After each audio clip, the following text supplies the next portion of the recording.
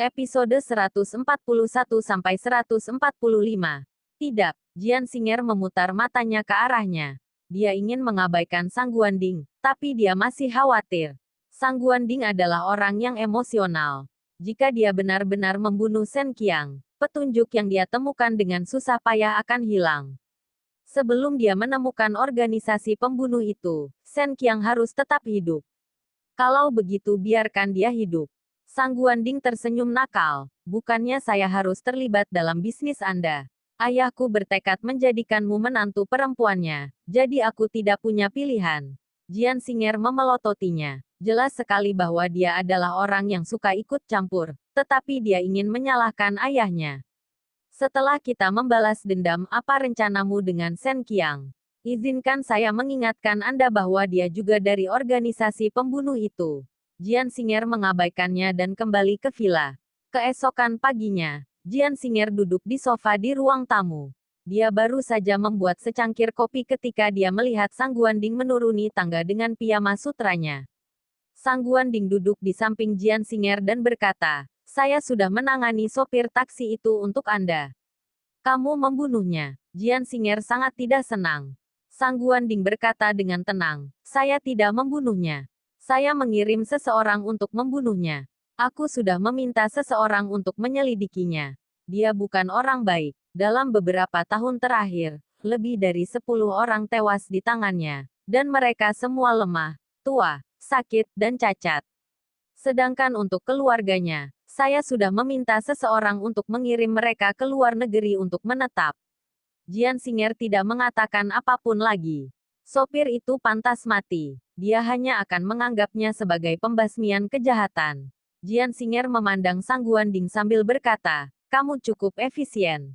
Bibir Sang Guanding membentuk senyuman saat dia berkata, "Aku melakukan semua ini untukmu." Setelah mendengar ini, Jian Xinger menatapnya dengan dingin. Sang Guanding menambahkan, "Ada satu hal lagi. Adapun orang-orang yang Anda minta saya selidiki, saya sudah menyelidiki semuanya." Sang Guanding meletakkan setumpuk dokumen di depan Jian Xinger. Tak satu pun dari bajingan ini yang baik. Setelah Jian Xinger mengambil dokumen itu dan melihatnya sekilas, dia menyadari bahwa Sang Guanding benar. Para pembunuh ini masing-masing lebih jahat dari yang sebelumnya. Mereka adalah pembunuh di belakang layar, tetapi identitas mereka jujur di permukaan. Sang Guanding berkata, "Apakah kamu membutuhkan aku untuk membantumu menyingkirkannya?" Jian Xinger berkata, "Saya akan melakukannya sendiri. Aku harus memusnahkan mereka semua secara diam-diam sekaligus. Tidak ada yang salah. Jika tidak, hal itu akan menarik perhatian organisasi pembunuh. Begitu Shen Qiang terbunuh, semua rencanaku akan sia-sia." Sang Guanding bertanya dengan rasa ingin tahu. "Baiklah, lalu siapa yang kamu rencanakan untuk memulainya terlebih dahulu?" Jian Xinger berkata tanpa ekspresi, "Guo Yongji. Aku akan membunuhnya dulu." Guo Yongji adalah bos toko barang antik di CCT dan seorang bajingan. Dalam beberapa tahun terakhir ini, banyak masyarakat awam yang tertipu olehnya hingga terlilit hutang dan akhirnya bunuh diri di bawah tekanan. Guo Yongji tidak terlalu mampu, tapi banyak orang yang mati di tangannya. Dia adalah monster yang membunuh orang seperti lalat. Sang Guanding bertanya, "Lalu kapan kamu berencana untuk pindah?" Jian Xinger menjawab, "Tidak ada waktu seperti saat ini." Dengan itu, Jian Xinger mengetahui informasi Guo Yongji dan pergi dari villa. Informasi yang dibawakan Sang Guanding sangat rincin. Isinya alamat rincin semua pembunuh dan semua informasi pribadi yang relevan.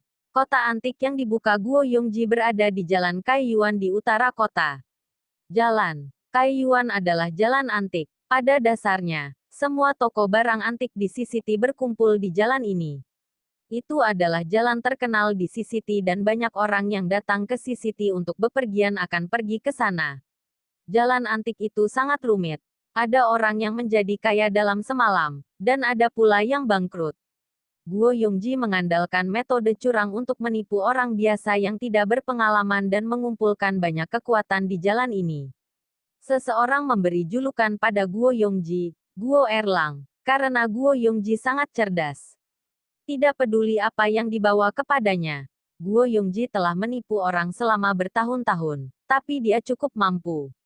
Jian Xinger berencana bertemu Guo Erlang secara pribadi. 40 menit kemudian, mobil Jian Xing berhenti di pinggir jalan Kaiyuan Road. Dia baru saja keluar dari mobil dan belum bisa menstabilkan dirinya ketika dia dikelilingi oleh beberapa pemilik kios. Orang seperti Jian Xinger, yang terlihat konyol dan kaya, seperti orang bodoh yang mudah dieksploitasi. Namun, Jian Xinger mengabaikan mereka dan langsung berjalan ke sebuah kios. Kios itu dipenuhi dengan segala macam hal aneh. Ada kaligrafi antik, lukisan, batu giok, koin kuno, dan lain sebagainya. Pengerjaannya sangat indah. Pemilik kios buru-buru menyapa Jian Xinger. Barang antik apa yang ingin kamu beli? Aku punya banyak hal di sini. Jian Xinger tidak berkata apa-apa dan mengambil liontin giok untuk dilihat. Ada lingkaran pola kuno di liontin giok, dan ada sedikit tanah di pola cekung. Tidak peduli bagaimana orang melihatnya, itu adalah barang lama. Kamu punya selera yang bagus. Pemilik kios tersenyum dan berkata, liontin giok ini adalah harta karun dinasti Ming. Konon itu diturunkan dari keluarga kerajaan. Ini sangat jarang. Tadinya banyak orang yang bertanya-tanya, tapi mereka tidak ditakdirkan dengan liontin giok ini, jadi saya menyimpannya sampai sekarang. Sekilas aku tahu bahwa kamu ditakdirkan dengan liontin giok ini. Jika Anda menginginkannya, saya akan memberi Anda harga awal 200.0000 yuan. Jika Anda membelinya, Anda pasti akan berterima kasih kepada saya di masa depan. Jian Xinger tidak bisa menahan tawanya. Sekilas dia menyadari bahwa liontin giok ini adalah produk modern, dan sederhananya, itu palsu. Jian Xinger belajar kedokteran sejak kecil, dan sering berurusan dengan berbagai tumbuhan pegunungan. Jadi panca indera dan indera perabanya sangat sensitif, jauh lebih dari orang biasa. Baru saja, dia mencium aroma herbal samar di liontin giok ini. Untuk menipu orang dan membuat liontin giok terlihat tua, pemiliknya merendamnya dengan air obat. Terlebih lagi, saat dia memegangnya di tangannya, Jian Xinger tahu betul bahwa ini palsu. Itu bahkan tidak bisa dianggap sebagai sepotong batu giok. Itu disintesis secara artifisial. Paling banyak nilainya 10 yuan. Kalau ragu terus nanti dibeli orang lain. Ada banyak orang yang menanyakannya beberapa hari ini. Pemilik warung menasihati. Sekilas saya tahu bahwa Anda adalah seseorang yang tidak kekurangan uang. Untuk bisa mengendarai mobil mewah semahal itu, 200.000 yuan bukanlah apa-apa bagi Anda. Percaya saya, jika Anda membelinya dengan 200.000 yuan, nilainya pasti akan berlipat ganda paling lama dalam 3 hingga 5 tahun. Pada saat itu, kamu akan menghasilkan banyak uang. Kata-kata ini membuat pemilik warung tersedak. Dia tergagap untuk waktu yang lama, tetapi tidak bisa berkata apapun untuk membalas. Pada saat ini, seorang lelaki tua tiba-tiba bergegas keluar dari kerumunan dan berkata kepada bosnya sambil tersenyum, "Ini semua berkat Anda. Coba tebak apa yang terjadi dengan kaligrafi yang kamu jual padaku terakhir kali." Harga kaligrafi 100.000 yuan meningkat 10 kali lipat dalam 3 bulan. Beberapa hari yang lalu, saya membeli mobil untuk putra dan putri saya. Saya secara khusus datang untuk mengucapkan terima kasih hari ini. Begitu dia mengatakan ini, orang-orang di sekitarnya memandang lelaki tua itu secara serempak. 900.000 yuan mungkin merupakan pendapatan 20 atau bahkan 30 tahun bagi banyak orang. Pemilik kios diam-diam menatap Jian Xinger untuk melihat reaksinya. Melihat Jian Xinger tidak bersemangat sama sekali, dia buru-buru menarik kembali pandangannya. Bagi orang-orang yang berkecimpung dalam bisnis barang antik, sangatlah penting untuk memiliki penilaian yang baik. Pemilik warung jelas berpengalaman. Bisakah kamu meminjamkanku liontin giok di tanganmu untuk melihatnya? Mata lelaki tua itu tiba-tiba berkedip saat dia menatap liontin giok di tangan Jian Xing. Di sini, setelah Jian Xinger menyerahkan liontin giok di tangannya kepada lelaki tua itu mengambil liontin giok itu dan mengukurnya beberapa kali di bawah sinar matahari. Kemudian, dia merenungkannya dan berkata, ini benar-benar harta karun yang hanya bisa didapat secara kebetulan. Tatapan semua orang tertarik pada liontin giok di tangan lelaki tua itu.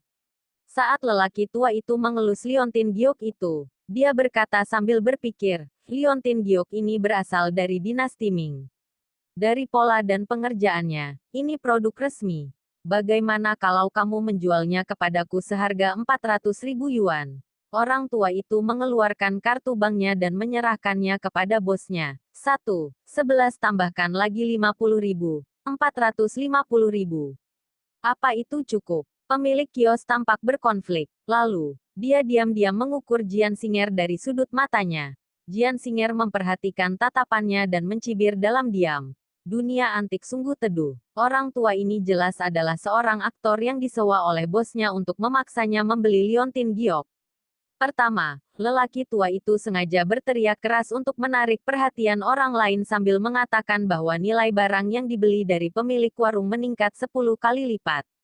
Kemudian, dia berpura-pura menyukai liontin giok di tangan Jian Xing dan menaikkan harganya. Dalam situasi seperti ini, banyak pemula yang tertipu dan merebut liontin giok tersebut. Pemilik kios akan berpura-pura sangat berkonflik dan memberitahu lelaki tua itu bahwa seseorang telah menyukai liontin giok ini. Lalu, dia akan berpura-pura berdebat dengan lelaki tua itu. Benar saja, pemilik kios mulai bertindak pada detik berikutnya. Saya khawatir itu tidak akan berhasil. Pemilik kios tampak berkonflik dan dia menunjuk ke arah Jian Singer sambil berkata kepada lelaki tua itu, dia menyukai liontin giok ini terlebih dahulu. Saya harus menepati janji saya. Saya harus meminta pendapatnya terlebih dahulu. Ketika lelaki tua itu mendengar ini, dia segera berkata kepada Jian Singer, berikan liontin giok ini kepadaku. Pemilik kios pun berkata, lihat, liontin giok ini memang bagus. Orang tua ini baru saja bersedia membayar 450.000 yuan. Namun, dalam bisnis, yang pertama datang, yang pertama dilayani. Karena Anda menyukainya terlebih dahulu, tentu saja saya harus meminta pendapat Anda terlebih dahulu. Bagaimana dengan ini? Saya tidak ingin Anda membayar 450.000 yuan. Jika Anda membayar 300.000 yuan, liontin giok ini akan menjadi milik Anda. Pendapatan saya akan lebih sedikit, namun di masa mendatang, Anda dapat memperkenalkan beberapa teman lagi kepada saya. Jian Singer berkata, saya akan membayar 15. Ketika pemilik warung mendengar hal itu, dia tertegun sejenak. Apakah kamu bercanda? Dia tampak sangat tidak senang. Kamu bisa memilih untuk tidak membelinya jika kamu tidak mau, tapi kamu tidak bisa menghina hartaku.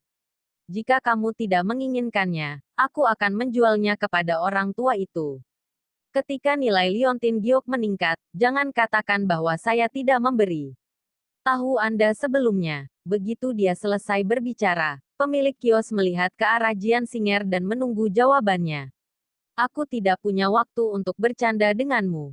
Jian Singer mengangkat alisnya sedikit sambil berkata, saya serius. Liontin giok milikmu ini bernilai paling banyak 15. Mendengar hal itu, pemilik warung sangat marah. Karena kamu tidak tahu apa yang baik untukmu, aku tidak perlu mengatakan hal lain. Dia menoleh ke orang tua itu dan berkata, gunakan kartumu. Kamu beruntung hari ini. Melihat ini, lelaki tua itu buru-buru menyerahkan kartunya. Tunggu, saya akan membayar 500.000 yuan. Jual padaku. Seorang wanita parubaya berlari keluar dari kerumunan dan meletakkan sekantong uang di kios pemilik kios. Kemudian, dia mengambil liontin giok itu dari tangan lelaki tua itu. Jian Singer tidak tertipu, tapi wanita itu mempercayainya. Wanita itu menghabiskan 500.000 yuan untuk membeli barang palsu seharga 10 yuan. Pemilik warung terkejut, namun ia tetap berpura-pura berada dalam posisi yang sulit. Dia bahkan mengatakan bahwa lelaki tua itu menyukainya terlebih dahulu. Tetapi wanita itu tidak mendengarkan dan hanya mengatakan bahwa siapapun yang membayar lebih dulu harus memiliki liontin giok. Orang tua itu tidak punya waktu untuk menggesek kartunya, jadi dia membayar terlebih dahulu. Kemudian, wanita tersebut pergi dengan membawa liontin giok tersebut tanpa menoleh ke belakang, karena takut pemilik kios akan menolak menjualnya kepadanya.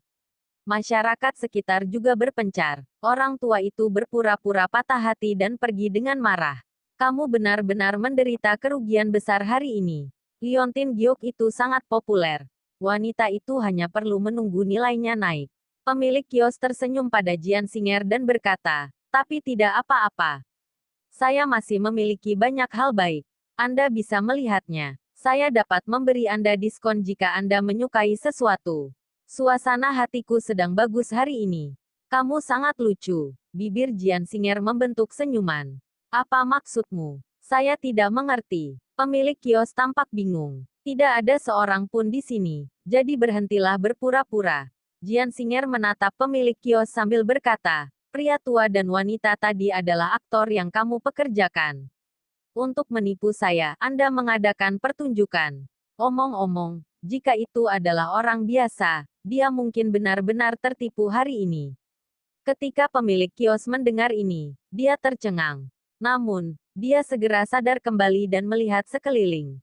Melihat tidak ada yang memperhatikannya, dia merendahkan suaranya dan berkata kepada Jian Singer, apakah kamu seorang ahli?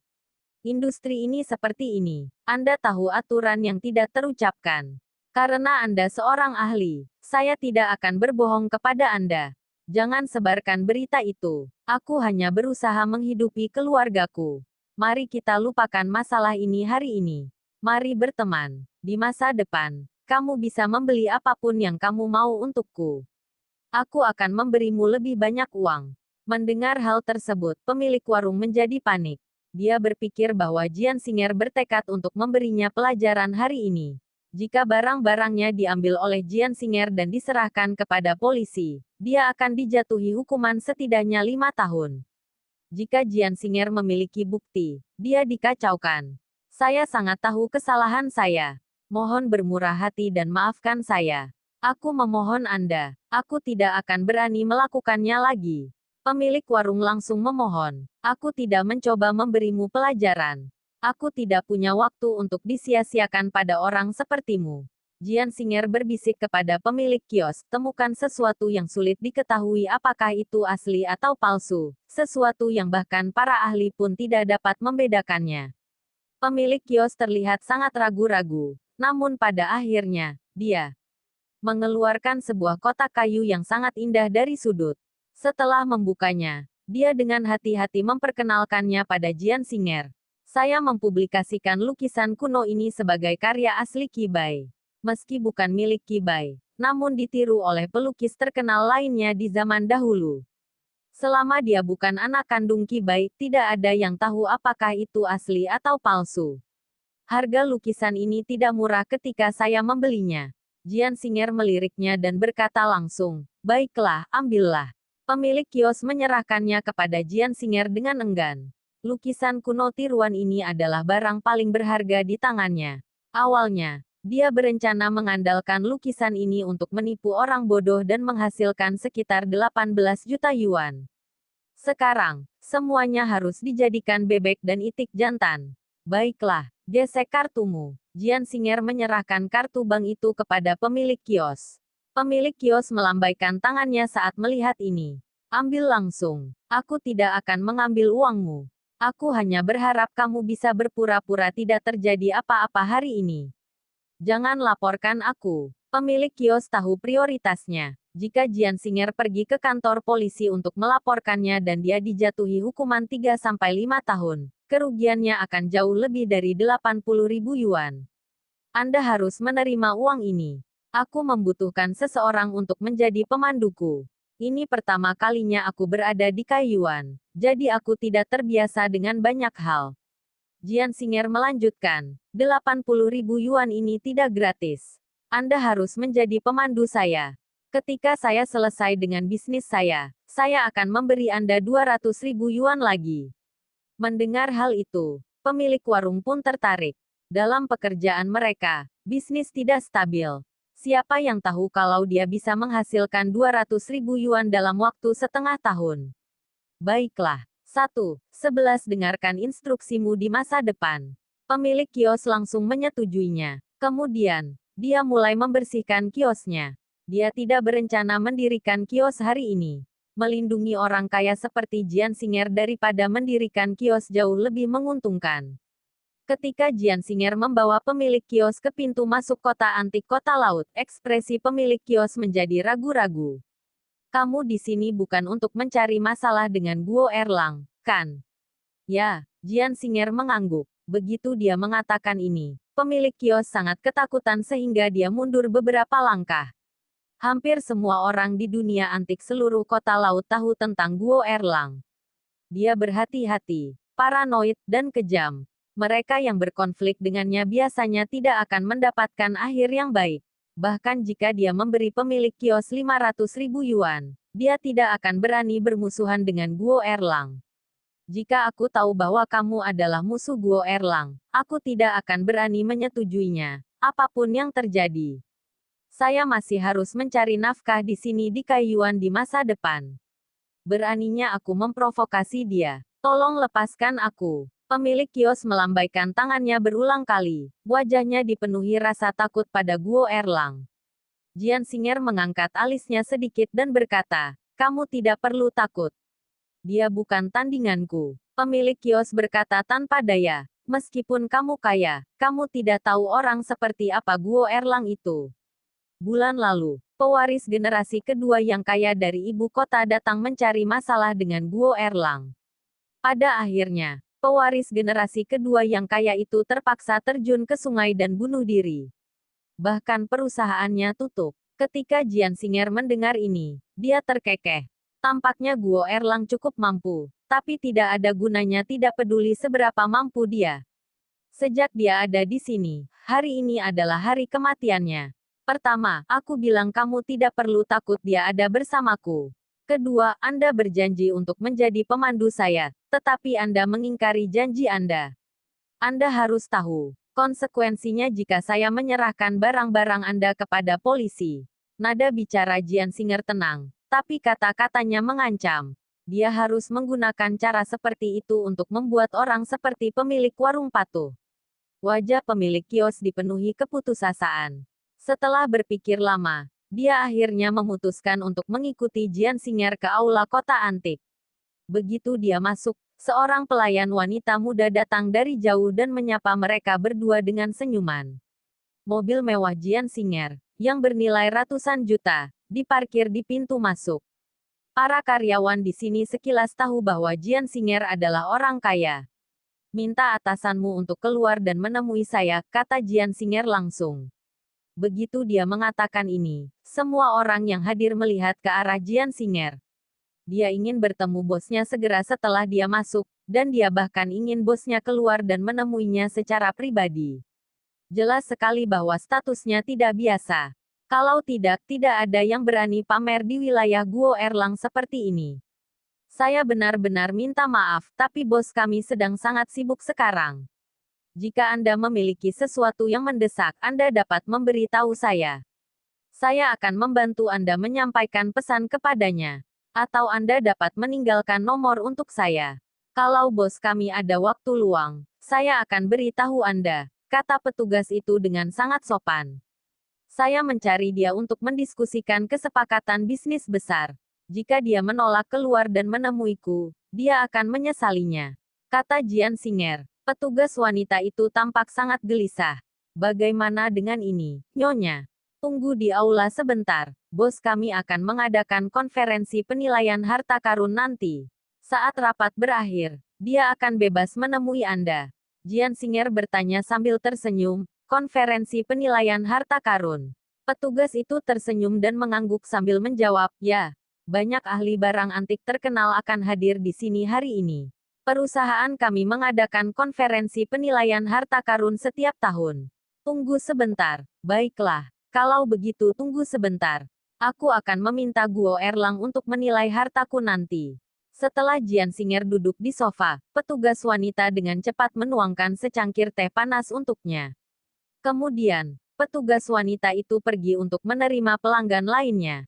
Pemilik kios berdiri di samping Jian Singer dengan ketakutan. Melihat tidak ada yang memperhatikan, pemilik kios merendahkan suaranya dan berkata, bos, mereka yang dapat berpartisipasi dalam konferensi penilai harta karun semuanya adalah tokoh terkenal di dunia barang antik. Bahkan jika Anda ingin membalas dendam, Anda tidak boleh memilih waktu ini. Bukankah kamu sedang mencari kematian dengan menimbulkan masalah bagi Guo Erlang saat ini? Aku sungguh memohon padamu, bisakah kamu mengampuniku dan melepaskanku? Aku tidak menginginkan uang itu lagi. Saya akan mengembalikan 80.000 yuan itu kepada Anda. Jian Xinger meliriknya dan tidak mengatakan apapun, tapi ancaman di matanya terlihat jelas. Melihat ekspresi Jian Xinger, pemilik kios memasang ekspresi pahit. Dia ingin segera meninggalkan tempat ini, tapi dia takut Jian Xinger akan melaporkan dia karena menipunya. Dalam beberapa menit, banyak mobil mewah yang parkir di jalan luar satu demi satu. Tepat setelah itu, banyak orang berpakaian bangsawan masuk. Semua pelayan di aula sudah menunggu di pintu. Ketika mereka melihat mereka datang, mereka buru-buru menyapa mereka dengan senyuman. Ketika Jian Xinger memandang orang-orang ini dengan acuh tak acuh, dia menyadari bahwa mereka semua adalah ketua perusahaan kuat di CCT. Beberapa wajah asing mungkin adalah elit di dunia bisnis. Tak satu pun dari mereka yang biasa-biasa saja. Jian Xinger tidak mengharapkan adegan ini. Guo Erlang adalah seorang penipu, tapi dia sebenarnya memiliki koneksi yang sangat kuat. Sepertinya dia cukup mampu. Namun, Jian Xinger tidak peduli. Guo Erlang tidak perlu takut. Jika dia ingin membunuhnya, itu akan sangat mudah. Jian Xinger berencana mengungkap penipuannya di depan semua orang dan merusak reputasinya sebelum menghancurkannya. Untuk menghadapi orang seperti Guo Erlang, dia harus merusak reputasinya. Tiba-tiba, seorang pria berkacamata berbingkai emas berjalan mendekat dan mengamati Jian Xinger dan pemilik kios beberapa kali. Pria berkacamata itu bertanya pada Jian Xinger, "Bolehkah saya bertanya siapa kalian?" "Saya di sini untuk mencari Guo Erlang," kata Jian Xinger. "Hari ini adalah konferensi penilaian harta karun tahunan perusahaan kami. Orang-orang yang diundang semuanya adalah orang-orang terkenal dari berbagai kalangan. Orang-orang yang diundang sudah lama menerima undangan. Jika Anda tidak memiliki undangan, silakan segera pergi. Perusahaan kami tidak akan menjamu tamu lain hari ini." Nada suara pria berkacamata itu dipenuhi dengan sikap merendahkan. Menurutnya, Jian Xinger dan pemilik kios jelas-jelas berusaha mengambil kesempatan untuk dekat dengan bosnya dan para pejabat tinggi. Jian Xinger membalas, "Siapa kamu? Mengapa aku harus mendengarkanmu?" Pria berkacamata itu mengulurkan tangan untuk menaikkan kacamatanya dan berkata dengan bangga, "Saya sekretaris ketua. Ketua bukan hanya atasan saya, tapi juga saudara ipar saya." Jian Xinger mencibir. Pantas saja orang ini begitu sombong dan angkuh.